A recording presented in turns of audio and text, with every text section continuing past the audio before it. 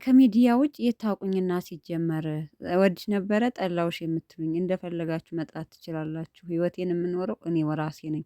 ሰላም ጤና ይስጥልኝ። ውድና የተከበራችሁ የመግዲቱ ቤተሰቦች እንዴት ናችሁ? ደህና ናችሁ? እኔ በጣም ደህና ነኝ፣ እግዚአብሔር ይመስገን።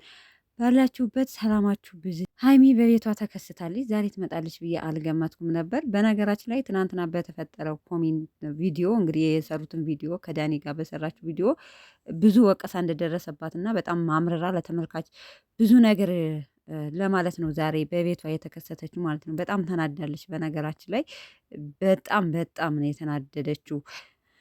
ለምን ማለት እኔ ምንድን ነው ያጠፋሁት? እዚህ ጋር ጥፋቴ ምንድን ነው? 200,000 200 ማለት አንድ አመት ውስጥ ምን ያህል እንደለፋው እኔ ነኝ የማውቀው።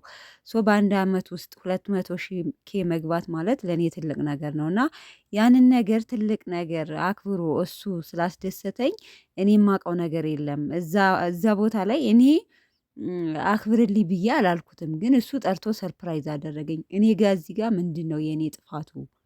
እስኪ እናንተ እንደዚህ ማት የምትወርዱብኝ እኔ ምንድን ነው ያጠፋሁት? እዛ ጋር እሱ ጥፋቱ ምንድን ነው? ከኔ በፊት ለ4 ዓመት ያክል እዚህ ደረጃ ያደረሰችው ሶሲ ናት። ስለዚህ ሶሲን መነጠል አልነበረበትም። ስለዚህ ሜንሽንም አታርጉኝ። የምትሰድቡት ወድሽ ነበረ ጠላውሽ የምትሉ በጣም ተናዳ ነው። በነገራችን ላይ ለኮሜንታተሮች ዛሬ መልስ የሰጠችው እንደፈለጋችሁ መጥራት ትችላላችሁ፣ ግን በእኔ የተነሳ የእኔን ቤተሰቦች እንደፈለጋችሁ ማድረግ ትችላላችሁ፣ ግን የሌላ ቤተሰብ አትንኩብኝ የባካችሁ በፈጠራችሁ ብላ በጣም አምራ ተናግራለች። በነገራችን ላይ እኔም እናገራለሁኝ እዚህ ጋር እኔ የሀይሚ ጥፋቱ ምንድን ነው?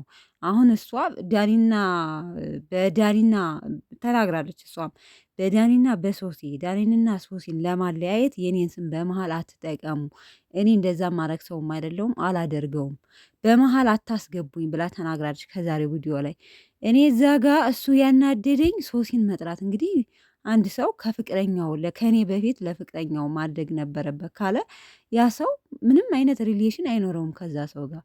የራሱን 100,000 ሲያከብር ለሀይሚም በዛው እግር መንገዴን ሰርፕራይዝ ላድርጋት ብሎ ምን ችግር አለው? እኔ በነገራችን ላይ የራሱን 100,000 ገብቶ ሲያከብር በዛውም ደግሞ ቪዲዮ ለመስራት እንዲታይለት ሀይሚን ተጠቀመ። እዚህ ጋር ምንድን ነው ጥፋቱ? የሀይሚ ጥፋት ማለት ነው። እኔም ተናግሬያለሁ። ኮሜንተሮች ተረጋጉ ብያለሁ። እና በጣም አይምሮ የሚነካ ኮሜንት ሀሟታል፣ ጸበሉ ሰዷት የምትሉም ልጆች እንዳላችሁ እኔ በጣም ደህና ናት ሀይሚ፣ ምንም ስራ እየሰሩ ነው ያሉት በቃ እነሱ። እና እንደዚህ ውስጥን የሚነካ ነገር ባትኮምቱ። አንዳንዶቻችሁ ግን ቀስም የምትሰብሩ ልጆች አላችሁ በኮሜንት ማለት ነው። ዝም ብንል ምን አለበት?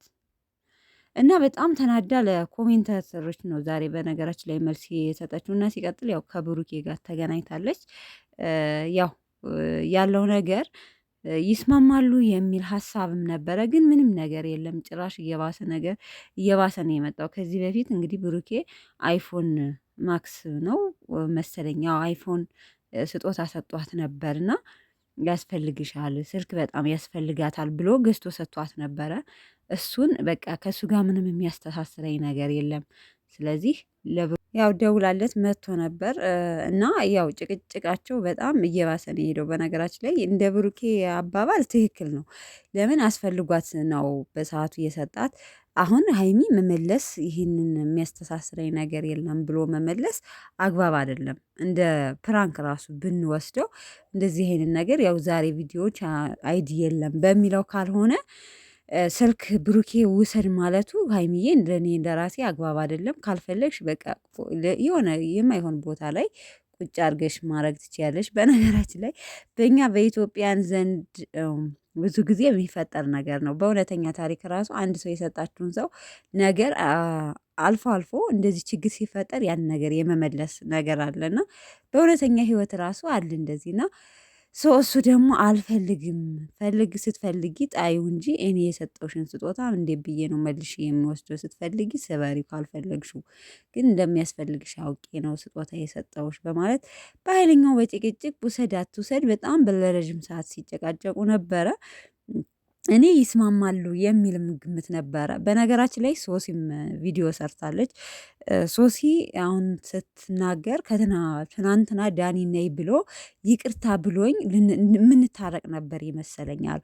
እንግዲህ የሆነ ነገር ማለት ያ ነገር ከባድ ነገር ሲፈጠር ማለት ነው ምን ይሰራል በማግስቱ ቪዲዮ እንደዚህ ቢለኝ ኑሮ እንታረቅ ነበር። ብሩኬም ትናንትና ለሚፍታ እንደዛ ብሎ ነበር እና እንደዛ ሰርፕራይዝ አድርጎኝ እንታረቅ ይቅርታ ቢለኝ ኖሮ ከዳኒ ጋር ልታረቅ ነበር። ግን እንደዚህ ያደረገኝ ብላ ከእህቷ ጋር ላይፏን ስታጫውት ነበርና ምን ልላችሁ ፈልጌ ነው ቤተሰብ መጥፎ ነገር ሀይሚ አንድ ነገር ያለቻት ነገር አለ። በነገራችን ላይ እናንተ የት ታቁኛላችሁ? በሚዲያ ነው።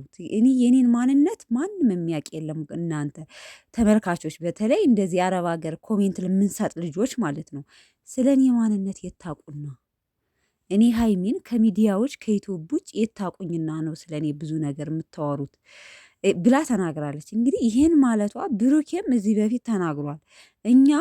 እኛን በደንብ አታቁንም ተመልካች፣ እስኪ እኔ ግርም ይለኛል ማለት ነው።